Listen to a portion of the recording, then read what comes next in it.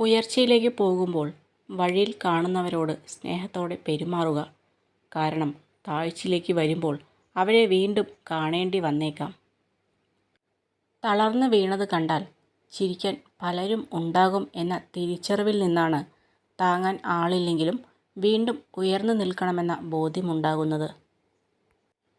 മനസ്സറിഞ്ഞ് സ്നേഹിച്ച ഒരാളെയും മരിക്കുവോളം വെറുക്കാൻ കഴിയില്ല.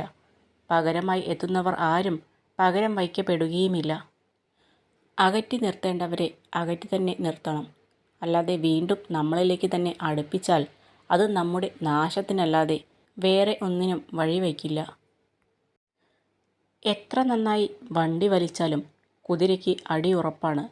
സമാന രീതിയിൽ എത്ര നന്നായി ജീവിച്ചാലും വിമർശനങ്ങൾ ഉണ്ടാവുക തന്നെ ചെയ്യും. പിടിവാശി കൊണ്ടോ അഹംഭാവം കൊണ്ടോ ജീവിതത്തിൽ ഒന്നും നേടാൻ സാധ്യമല്ല. വിട്ടുവീഴ്ച കൊണ്ട് പലതും നേടാനാകും. തെറ്റുപറ്റിയാൽ ക്ഷമ ചോദിക്കുക. അതിൽ അഭിമാനം നഷ്ടപ്പെടില്ല. പകരം നല്ലൊരു വ്യക്തിത്വം രൂപപ്പെടുന്നു. ഓരോ വ്യക്തിയും നിങ്ങളോട് പെരുമാറുന്ന രീതിയിൽ ഓരോ സന്ദേശമുണ്ട്. അത് മനസ്സിലാക്കാൻ ഒരുപാട് സമയം എടുക്കരുത് എന്ന് മാത്രം. ഒരു തെറ്റ് നമ്മുടെ മേൽ ആരോപിക്കപ്പെട്ടാൽ നമ്മൾ തെറ്റുകാരൻ ആണോ അല്ലയോ എന്ന് മനസ്സിലാക്കാതെ നമ്മളെ തള്ളിപ്പറയുന്ന ആളുകളെ വേണം ആദ്യം ഒഴിവാക്കാൻ. യഥാർത്ഥത്തിൽ അവരാണ് നമ്മുടെ ശത്രു. സ്വന്തം താല്പര്യങ്ങൾക്ക് മാത്രം മുൻതൂക്കം കൊടുക്കുന്നവർക്ക് ഒരിക്കലും മറ്റുള്ളവരെ സ്നേഹിക്കാൻ കഴിയില്ല. ബുദ്ധിമാന്മാർ പ്രതികരിക്കാൻ അറിയാത്തതുകൊണ്ടല്ല പിന്മാറുന്നത്.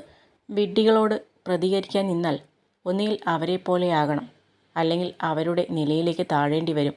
ഇത് രണ്ടും കഴിയാത്തതുകൊണ്ടാണ് അവർ പിന്മാറുന്നത്. മറ്റുള്ളവരുടെ കുറ്റങ്ങൾ പറയുന്ന സദസ്സിൽ നിങ്ങൾ ഒരിക്കലും ഇരിക്കരുത്. കാരണം നിങ്ങളിരുന്ന കസേര ഒഴിയുന്ന സമയം മുതൽ അവരുടെ അടുത്ത ചർച്ച നിങ്ങളായിരിക്കും. സഹായിച്ചവരെ ഒരിക്കലും മറക്കരുത്. ചതിച്ചവരോട് പ്രതികാരവും അരുത്. ഒന്ന് മാത്രം ഓർമ്മയിൽ സൂക്ഷിക്കുക: ചതിക്കാനും സഹായിക്കാനും ആർക്കും രണ്ടാമതൊരവസരം ഉണ്ടാക്കി കൊടുക്കരുത്.